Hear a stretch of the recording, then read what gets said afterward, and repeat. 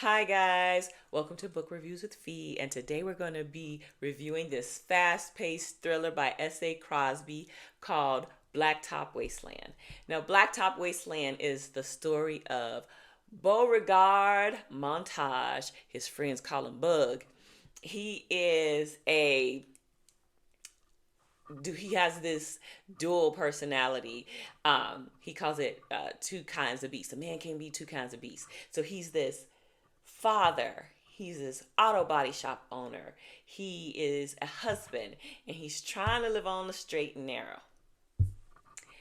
He is a dormant, not retired, getaway driver, race like drag racer, fist fighter, bash a man's teeth in if he crosses him wrong.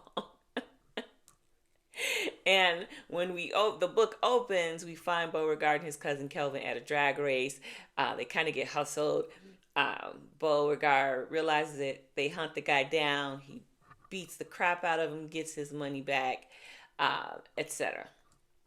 It's more to it, but you got to read it. Now, this straight-laced version of Beauregard, he is in debt. There's this new like franchise fancy shiny auto body shop that can underbid him. They got this big contract he was counting on, and he's this close to paying off the loan on the auto body shop, but he's facing foreclosure because he doesn't got the money. He got two boys with his wife Kia, and they need like braces and ear stuff. They just need stuff. And he has an older daughter that he had when he was young, a biracial daughter named Ariel, who wants to go to college, but she's not going to go because she ain't got no money. So, one other thing, his mother is in a nursing home, and she's really like cantankerous. So they want to get rid of her. So she had a life insurance policy that she didn't disclose. When they found it out, it put a glitch in her Medicaid. Now, the staff wants to get rid of her because she's angry and she gets into it with a lot of the staff members, and Beauregard has to pay them under the table to keep her. And so they don't tell Beau until it's like $48,000 in arrears.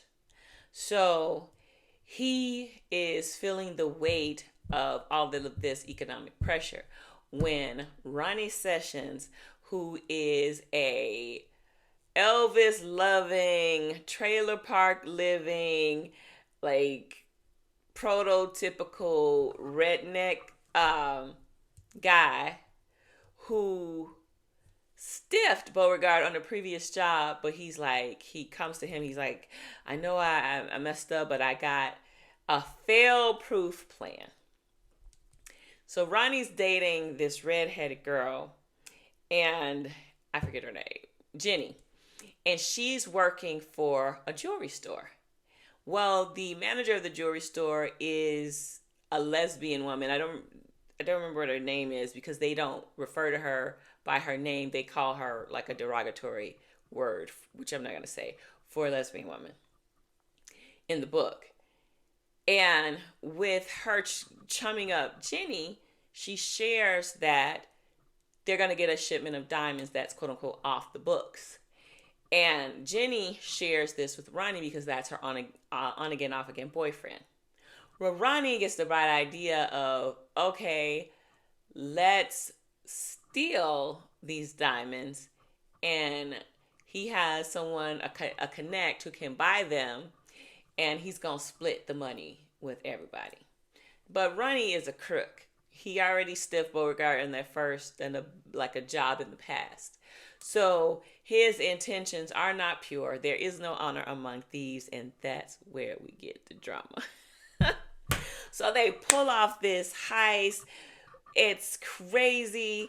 It's Beauregard, Ronnie Sessions, his brother Reggie Sessions, who is kind of like a half-wit,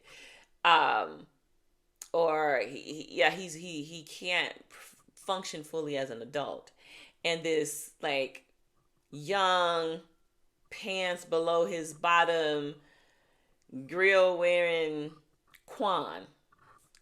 Now, Beauregard, when they meet up to discuss it, he don't like none of it. He don't like Quan. He don't like Ronnie. He don't like Reggie.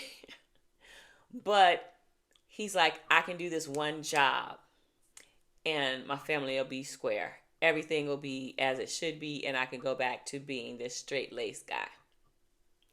So they do the job, and they're this close to making it out when the manager, the woman, gets the drop on Quan. So she has a gun, and she starts shooting up the place. Quan is shooting up the place. Ronnie, he has to come out and start shooting. And Beauregard's the getaway driver. Quan ends up shooting and killing a customer. And there's this high-speed chase. They're running from the police. And Beauregard does some fancy driving. And he jumps over a bridge and a bridge with that's cut off. He lands and they get away. So they think. Well, herein lies the rub. That wasn't just an ordinary jewelry store. And those diamonds off the book didn't just belong to the shopkeeper. They belong to Lazy and Shade, who is this big time criminal who runs like the northeast coast. He runs women. He runs like precious metals and jewelry. He's the big bad wolf. So when the diamonds don't make it, Lazy sends his henchmen, and they start picking them off. They start with the manager, Jenny, and then Jenny gives up Ronnie and Reggie and Quan gives up Beauregard, and they all end up in this shack and thinking that they're all gonna die. But Lazy and Shade, Lazy has he has a rival, like big drug kingpin, that's putting the pinch on him.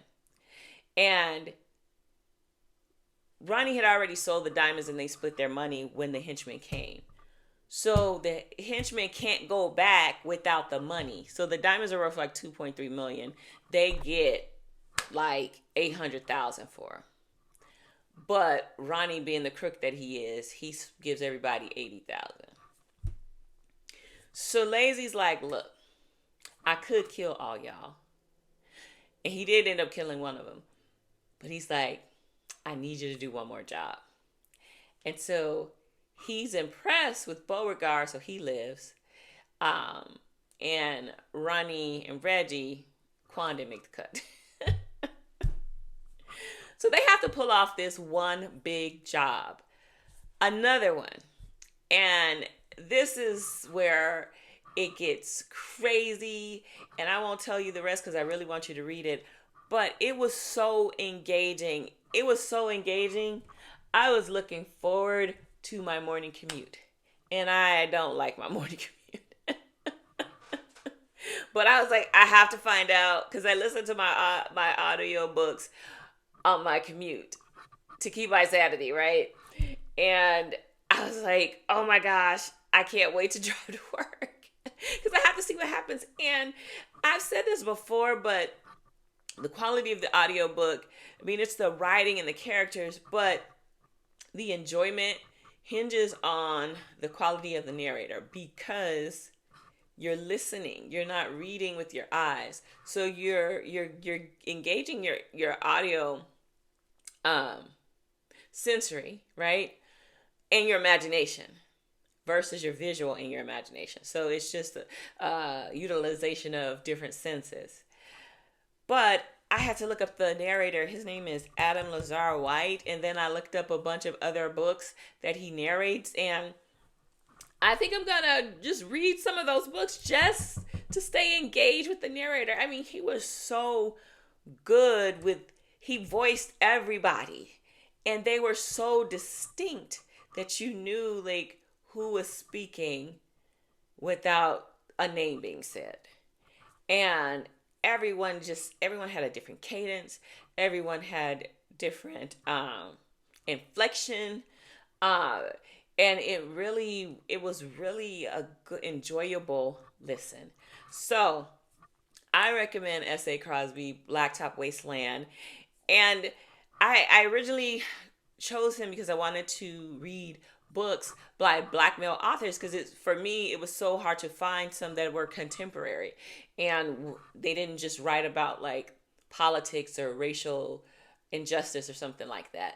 I wanted a fiction book.